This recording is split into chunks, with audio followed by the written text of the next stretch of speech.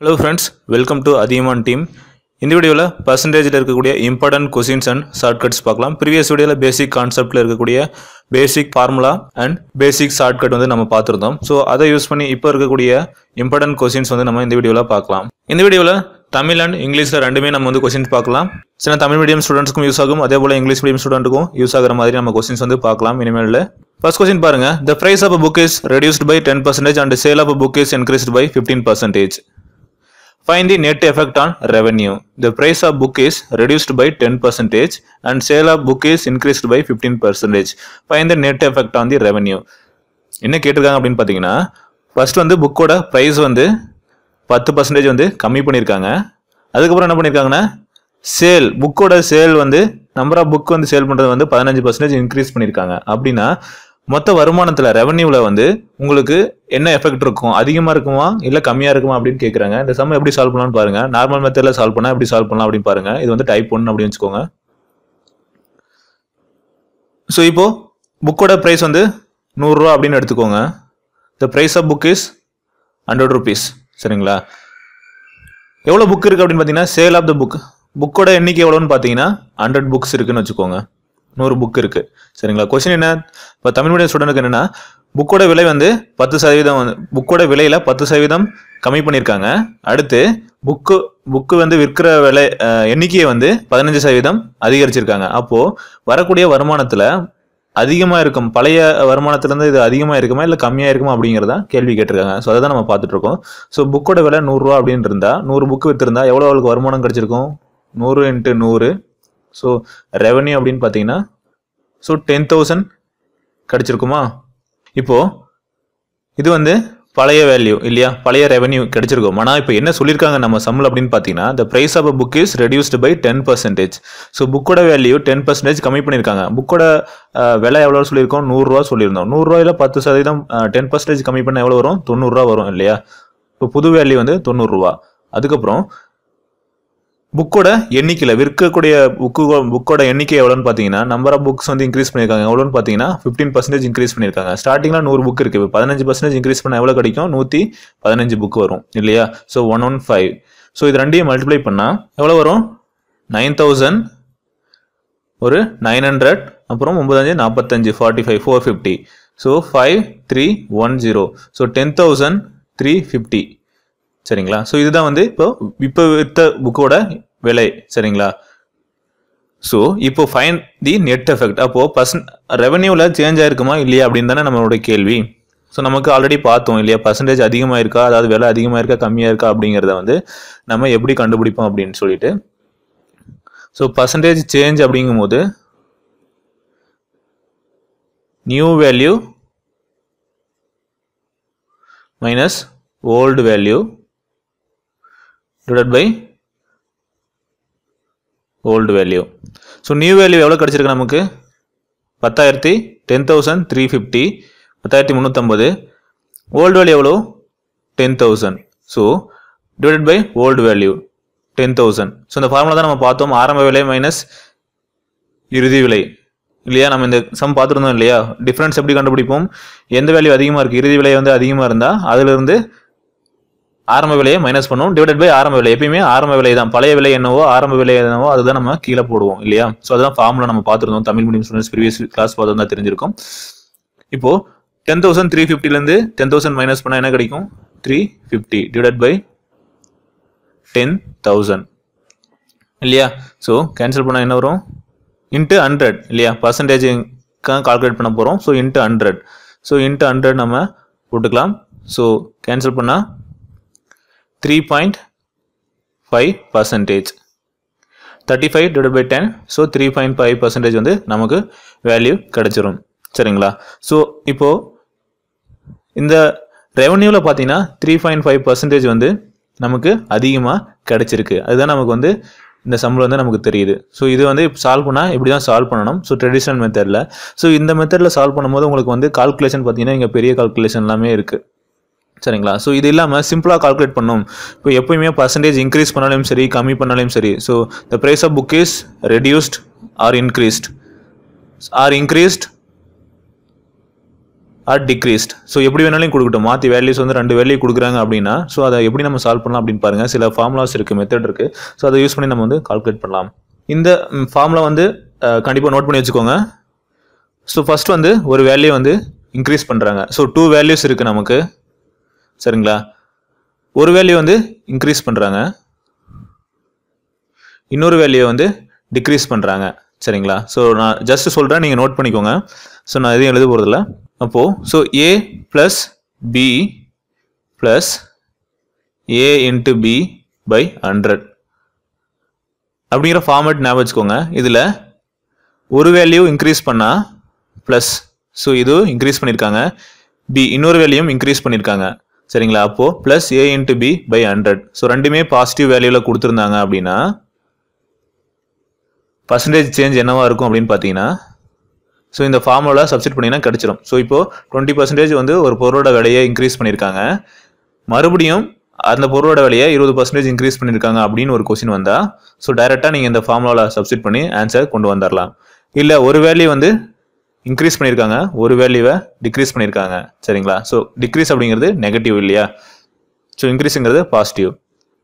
அப்போது இப்போ ஒரு பொருளோட விலையை 20% அதிகரிச்சிருக்காங்க, அதே போல் 20% கம்மி பண்ணியிருக்காங்க. ஸ்டார்டிங்கில் இன்க்ரீஸ் பண்ணிவிட்டு அதுக்கப்புறம் திருப்பி கம்மி பண்ணியிருக்காங்க. அப்போ எவ்வளோ பர்சன்டேஜ் சேஞ்ச் ஆகிருக்கும் அப்படின்னு கேட்டாங்கன்னா ஸோ ஒரு value positive, so plus A minus, so இது வந்து நெகட்டிவ், கம்மி பண்ணியிருக்காங்க இல்லையா, negative. So B, so negative, இது ரெண்டு இங்கே என்ன வரும், நெகட்டிவ் தான் வரும். So A into B divided by 100, சரிங்களா. அடுத்து இப்போது இந்த வேல்யூவை டிக்ரீஸ் பண்ணியிருக்காங்க, சரிங்களா. ஸோ இது டிக்ரீஸ் பண்ணியிருக்காங்க, இன்னொரு வேல்யூ வந்து இன்க்ரீஸ் பண்ணியிருக்காங்க. ஸோ இது வந்து பாசிட்டிவில் இருக்கும் இல்லையா. ஸோ அப்போது minus A plus B, so இங்கேயும் வந்து என்ன இருக்கும், minus A plus B by இது வந்து பெருக்கல் இன்ட்டு 100. ஸோ இந்த ஃபார்முலா சப்ஸ்டிட் பண்ணிங்கன்னா இது கிடச்சிரும். ஸோ அதுக்கப்புறம் ரெண்டையுமே கம்மி பண்ணியிருக்காங்க, 2 டைம் கம்மி பண்ணியிருக்காங்க. ஃபர்ஸ்ட் ஒரு பொருளோட விலையை 20% கம்மி பண்ணிட்டாங்க, மறுபடியும் என்ன பண்ணியிருக்காங்கன்னா இன்னொரு 20% கம்மி பண்ணுறாங்க. இந்த மாதிரி சம் தான் நமக்கு வந்து எக்ஸாம்பிள் வரும். ஸோ அப்போ ரெண்டுமே நெகட்டிவ்ல இருக்கும் இல்லையா. So minus A minus B, minus into minus என்னவாகும், ப்ளஸ் ஆகும் இல்லையா, A into B by 100. So இந்த ஃபார்முலா சப்ஸ்டிட் பண்ணிங்கன்னா உங்களுக்கான பர்சன்டேஜ் சேஞ்ச் வந்து கிடச்சிரும், சரிங்களா. ஸோ இதை பேஸ் பண்ணி இப்போ சில எக்ஸாம்பிள் பார்க்கலாம். ஸோ இது இவ்வளோ ஃபார்முலாவும் நம்ம ஞாபகம் வச்சுக்கணுமா, 4 ஃபார்முலா ஞாபகம் வச்சுக்கணுமா அப்படின்னு கேட்டிங்கன்னா கண்டிப்பாக இந்த 4 ஃபார்முலா தேவையில்லை. ஸோ இதுக்கு பதிலாக சிம்பிளாக ஒரே ஒரு ஃபார்முலா வந்து நான் சொல்கிறேன், அதை நோட் பண்ணிக்கோங்க. ஸோ உங்களுக்கு புரியறதுக்காக இவ்வளோ எக்ஸ்பிளைன் பண்ணியிருக்கேன். இப்போது plus or minus A plus or minus B plus or minus A into B by 100 அப்படிங்கிற வேல்யூ ஞாபகம் இருந்துச்சுன்னா உங்களுக்கு இந்த பர்சன்டேஜ் சேஞ்ச் அப்படிங்கிற எந்த சம் கேட்டாலையுமே வந்து ஈஸியாக சால்வ் பண்ணிடலாம், சரிங்களா. இங்கே ப்ளஸ் அப்படிங்கிறது என்னன்னா அதிகரிச்சிருந்தாங்கன்னா ப்ளஸ் போட்டுக்கோங்க, கம்மி பண்ணியிருந்தாங்க வேல்யூ குறைவாக கம்மி பண்ணியிருக்காங்க அப்படின்னா மைனஸ், சரிங்களா. அதே போல் இங்கேயும் இன்க்ரீஸ் பண்ணால் ப்ளஸ், டிக்ரீஸ் பண்ணால் மைனஸ், இன்க்ரீஸ் பண்ணால் ப்ளஸ், டிக்ரீஸ் பண்ணால் மைனஸ், சரிங்களா. ஸோ டைரெக்டாக இந்த ஃபார்முலா ஞாபகம் வச்சுக்கிட்டிங்கன்னா அப்ளை பண்ணிவிட்டு நம்ம ஈஸியாக சால்வ் பண்ணிடலாம், சரிங்களா. இப்போது ஒரு சில எக்ஸாம்பிள் பார்க்கலாம். So if length and breadth of a rectangle is increased by 5% and 8% respectively, find the percentage change in area of the rectangle அப்படின்னு கேட்டிருக்காங்க. ஸோ ரெக்டாங்கிள் இருக்கு. ஸோ இந்த ரெக்டாங்கிளில் length and breadth, so length and breadth ரெண்டையுமே வந்து 5% வந்து increase பண்ணியிருக்காங்க, சரிங்களா. ஸோ ஸ்டார்டிங்கில் ஒரு பர்சன்டேஜ் இருக்கும், அதுக்கப்புறம் அதில் 5% அண்ட் 8% இன்க்ரீஸ் பண்ணியிருக்காங்க. இப்போ நார்மலாக நம்ம வந்து அந்த மெத்தடில் போடணும் அப்படின்னு பார்த்தீங்கன்னா ஸோ இப்படி நம்ம வேல்யூ அசியூம் பண்ணிக்கிட்டு அதுக்கப்புறம் percentage change new value minus old value அப்படி போட்டு நம்ம வந்து அந்த சம்மை சால்வ் பண்ணலாம். ஸோ அது இல்லாமல் இப்போ நம்ம பார்த்தோம் இல்லையா ட்ரிக்கு, ஸோ இந்த ட்ரிக் ஃபார்முலா யூஸ் பண்ணி நம்ம இந்த ஷார்ட்கட் ஃபார்முலா யூஸ் பண்ணி இப்போ இந்த சம்மை எப்படி சால்வ் பண்ணலாம் அப்படின்னு பாருங்க. இப்போ length and breadth of a rectangle is increased by 5% and 8%. So ரெண்டுமே இன்க்ரீஸ் பண்ணியிருக்காங்க, ரெண்டு வேல்யூமே. அப்போது 5 ப்ளஸ் இதுவும் ப்ளஸில் தான் இருக்கும், இதுவும் ப்ளஸில் தான் இருக்கும், ப்ளஸ் இதுவும் plus 5 into 8 divided by 100. So 5 + 8 எவ்வளோ 13 plus 5 into 8 40 by 100. So cancel பண்ணால் உங்களுக்கு என்ன வரும், 2/5. 13 + 2/5 அப்படிங்கிறது 0.5 4. ஸோ 13.4 அப்படிங்கிற பர்சன்டேஜ் இன்க்ரீஸ் ஆகிருக்கும். ஸோ அந்த ஏரியா வந்து இன்க்ரீஸ் ஆகிருக்கும். இது ப்ளஸில் இருக்கிறதுனால ஏரியாவும் வந்து இன்க்ரீஸ் ஆகிருக்கும், அதிகரித்திருக்கும். சரிங்களா? இதே இது வேல்யூ மைனஸில் வந்துருச்சுன்னா ஏரியா வந்து குறைந்திருக்கும். சரிங்களா? டிக்ரீஸ் ஆகிருக்கும். சரிங்களா? ஸோ இது மட்டும் ஞாபகம் வச்சுக்கோங்க. ஸோ ப்ளஸ்ஸா மைனஸா அப்படிங்கிறது வந்து ஞாபகம் வச்சு நம்ம ஆன்சர் சால்வ் பண்ணிக்கலாம். சரிங்களா? இப்போது இதுக்கு முன்னாடி ஒரு சம் சால்வ் பண்ணோம் இல்லையா? Price of book is reduced by 10% and sale of book is increase by 15%. So இந்த சம்மை நம்ம அந்த ஃபார்மேட்டில் சால்வ் பண்ணியிருந்தா எப்படி சால்வ் பண்ணியிருக்கலாம் அப்படின்னு பாருங்க. இப்போ 10% வந்து ரெடியூஸ் பண்ணியிருக்காங்க, அப்போ மைனஸ் இல்லையா? அப்புறம் the book is increased by 15%. sale of a book is increased by 15%. So இது வந்து இன்க்ரீஸ் அதிகரிச்சிருக்காங்க. So plus 15. ஸோ இது வந்து மைனஸ், ஏன்னா ஒரு வேல்யூ நெகட்டிவ்ல இருக்கு. ஸோ a இன்ட்டு b போடும்போது நெகட்டிவ் வரும். ஸோ அந்த ஃபார்முலா யூஸ் பண்ணிக்கோங்க. 10 இன்ட்டு 15 டிவைடட் பை 100. ஸோ இதை சிம்பிளாக சால்வ் பண்ணுங்க. இது சால்வ் பண்ண என்ன வரும்? 5 கிடைக்கும், ப்ளஸ் 5 கிடைக்கும். Minus 150 divided by 100. So cancel பண்ணால் 1.5 கிடைக்கும். 5 மைனஸ் 1.5 போனால் 3.5%. ஸோ பர்சன்டேஜ் சேஞ்ச் வந்து 3.5% வந்து இன்க்ரீஸ் ஆயிருக்கும். ஸோ வேல்யூ வந்து ப்ளஸில் இருக்குது, அதனால் இது வந்து அதிகரித்திருக்கும். சரிங்களா? அவருக்கு ரெவன்யூ வந்து 3.5% வந்து இன்க்ரீஸ் ஆயிருக்கும். ஜஸ்ட் இவ்வளோ தான் வேல்யூ. சரிங்களா? உங்களுக்கு எக்ஸ்பிளைன் பண்ணுறதுக்காக உங்களுக்கு இவ்வளோ ஸ்டெப் சொல்ல வேண்டியதாக இருக்குது. நீங்கள் போடும்போது இன்னும் வேகமாகவே கால்குலேட் பண்ணலாம். ஸோ அடுத்து இன்னும் சில பேசிக் கொஸ்டின்ஸ் வந்து தமிழ் மீடியம் ஸ்டூடெண்ட்ஸ்க்கு தமிழில் கொஸ்டின்ஸ் வந்து எழுதி நான் வந்து உங்களுக்கு சால்வ் பண்ணுறேன். ஒரு செவகத்தின் நீளம். இப்போ கொஸ்டின் பாருங்க. ஒரு செவகத்தின் நீளம் 10%, அதாவது 10% உயர்த்தப்பட்டும் அதன் அகலம் 10% குறைக்கப்பட்டும் இருந்தால் அதன் பரப்பளவு உயர்ந்திருக்குமா அல்லது குறைந்திருக்குமா அப்படின்னு ஒரு கேள்வி வருது. இல்லை 1% இன்க்ரீஸ் ஆயிருக்கும், 2% டிக்ரீஸ் ஆயிருக்கும், இந்த மாதிரி ஆப்ஷன்ஸ் கொடுக்குறாங்க. பட் எக்ஸாக்ட் ஆப்ஷன் இது இல்லை. ஸோ இந்த மாதிரி கொடுத்துருக்காங்க. அப்படி 4 ஆப்ஷன் நமக்கு வந்து எக்ஸாமில் கொடுத்துருப்பாங்க இல்லையா? ஸோ அந்த மாதிரி கொடுத்துருக்காங்க. இல்லை மாற்றம் எதுவுமே இல்லை, 10% இன்க்ரீஸ் பண்ணியிருக்காங்க, 10% டிக்ரீஸ் பண்ணியிருக்காங்க அப்படின்னா பர்சன்டேஜ் சேஞ்ச் ஆகாது. ஸோ எந்த மாற்றமும் இல்லை அப்படின்னு ஒரு ஆப்ஷன் இருக்கும். மாற்றம் இல்லை. ஸோ நீங்கள் கொஸ்டின் பார்த்த உடனே என்ன பண்ணிடுவீங்க? ஓகே 10% முதல்ல இன்க்ரீஸ் பண்ணியிருக்காங்க, அதுக்கப்புறம் 10% டிக்ரீஸ் பண்ணியிருக்காங்க, 2 வேல்யூ நடந்திருக்கு. ஸோ 10 கேன்சல் ஆயிடுச்சு அப்படின்ட்டு நீங்கள் வந்து பர்சன்டேஜில் வந்து எந்த மாற்றமும் இருக்காது, பரப்பளவில் எந்த மாற்றமும் இருக்காது அப்படின்னு நீங்கள் வந்து ஆன்சர் பண்ணியிருந்தீங்கன்னா உங்களுடைய ஆன்சர் தப்பு. சரிங்களா? ஸோ இதுக்கான சம் எப்படி சால்வ் பண்ணலாம் அப்படின்னு பார்த்தீங்கன்னா, இப்போ நம்ம ஆல்ரெடி ப்ரீவியஸில் சொல்லியிருந்தோம் இல்லையா? 2 வேல்யூ கொடுத்துருந்தாங்கன்னா a + b அப்படிங்கிறத யூஸ் பண்ணுங்க அப்படின்னு சொல்லிட்டு இந்த ஃபார்முலா ஞாபகம் இருக்கு இல்லையா? ஸோ இப்போ செவகத்தின் நீளம் 10% உயர்த்தப்பட்டும், ஸோ 10% அதிகரிச்சிருக்காங்க, இது பிளஸ். அதன் அகலம் 10% குறைக்கப்பட்டும், -10 பிளஸ். ஸோ இங்கே வந்து மைனஸ் இருக்கும் இல்லையா? So plus or minus. அப்போ 10 × 10 டிவைடட் பை 100. இதை சால்வ் பண்ணோம்னா 10 கேன்சல் ஆயிடுச்சு.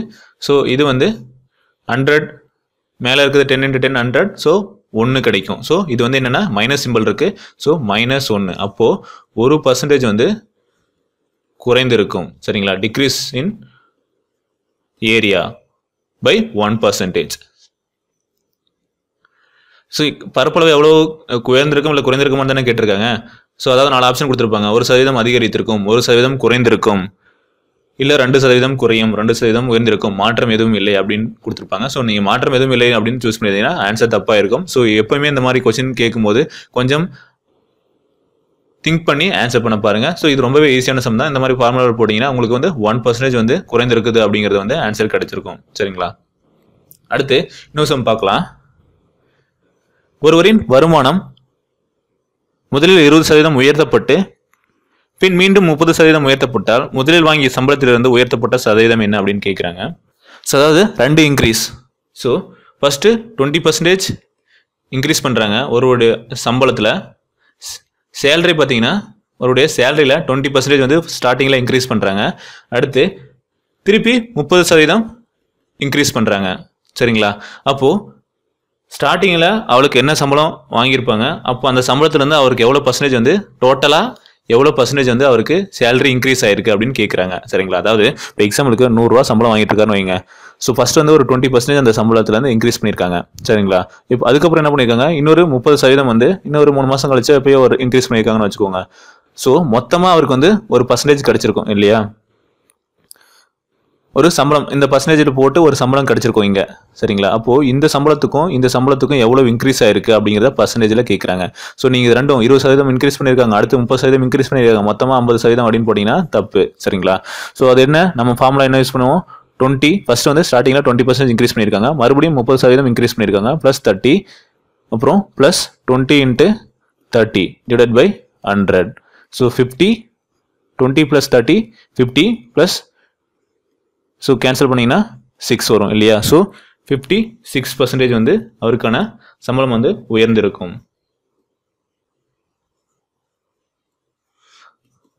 அடுத்து இன்னொரு எக்ஸாம்பிள் பார்க்கலாம். இப்போ ஒரு பொருளோட விலை வந்து விற்கும் விலை வந்து 20% வந்து இன்க்ரீஸ் பண்ணியிருக்காங்க. வியாபாரம் வந்து பார்த்தீங்கன்னா 30% டோட்டலாக வந்து அவருக்கு கம்மியாக இருக்குது, சரிங்களா.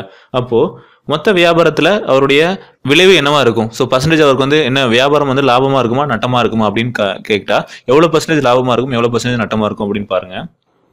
ஸோ விற்கும் விலையில் 20% இன்க்ரீஸ் பண்ணியிருக்காரு. ஸோ நம்ம எப்பயுமே 2 விலை கொடுத்து என்ன பண்ணுவோம், ப்ளஸ் அண்ட் மைனஸ். ஸோ இன்க்ரீஸ்னா ப்ளஸ், டிக்ரீஸ்னா மைனஸ் இல்லையா. ஸோ இது வந்து 20 minus 30 minus 20 × 30 divided by 100. So -10 minus cancel பண்ணோம்னா 6. ஸோ 16% மைனஸ் இருக்கு பார்த்துக்கோங்க, -16. ஸோ -16 அப்படிங்கிறது என்னன்னா 16% குறைவு அப்படிங்கிறத காட்டுது. ஸோ டிக்ரீஸ் 16% வந்து கம்மியாக இருக்கும், சரிங்களா. ஸோ இந்த மாதிரி எந்த வேல்யூ கொடுத்துருந்தாலுமே நீங்கள் வந்து இந்த ஃபார்முலா யூஸ் பண்ணி, இந்த ஷார்ட்கட் ட்ரிக் யூஸ் பண்ணி நீங்கள் வந்து ஈஸியாக சால்வ் பண்ணலாம். கண்டிப்பாக இந்த மாதிரி எக்ஸாமில் ஒரு சம் வந்து வந்திருக்கும், ப்ரீவியஸ் இயர் கொஸ்டின் பேப்பர் எடுங்க, இந்த மாதிரி ஒரு சம் வந்திருக்கும். ஸோ இந்த ஃபார்முலா தெரிஞ்சிருந்தால் கண்டிப்பாக நீங்கள் வந்து இந்த சம்மை ஜஸ்ட் நீங்கள் கால்குலேட் பண்ணி போட்டாலுமே ஒரு நிமிஷத்தில் வந்து இந்த சம்மை வந்து நீங்கள் ஈஸியாக சால்வ் பண்ணிடலாம். ஜஸ்ட் 30 செகண்ட்ஸ் இருந்தாவே போதும் இந்த சம் வந்து நீங்கள் சால்வ் பண்ணுறதுக்கு, சரிங்களா. ஸோ இதே போல் அடுத்த வீடியோவில் இன்னும் சில டிஃப்ரெண்டான கொஸ்டின்ஸ் எடுத்துட்டு, ஸோ இன்னும் கொஞ்சம் ஹை லெவல் கொஸ்டின்ஸ் எடுத்து நம்ம சால்வ் பண்ணலாம். எக்ஸாம்பிள் என்ன மாதிரி கொஸ்டின் கேட்டிருக்காங்களோ அந்த கொஸ்டினை நம்ம எடுத்து சால்வ் பண்ணலாம். இந்த வீடியோ பிடிச்சிருந்தா லைக் பண்ணுங்க, உங்க ஃப்ரெண்ட்ஸ் கூட ஷேர் பண்ணுங்க. எங்களுடைய சேனலுக்கு இன்னும் சப்ஸ்கிரைப் பண்ணணும்னா சப்ஸ்கிரைப் பண்ணிக்கோங்க. ஏன்னா இன்னுமே அப்டேட் பண்ணக்கூடிய வீடியோஸ் எல்லாமே உங்களுக்கு உடனுக்குடன் கிடைக்கணும்னா சப்ஸ்கிரைப் பண்ணிக்கோங்க. நன்றி, வணக்கம்.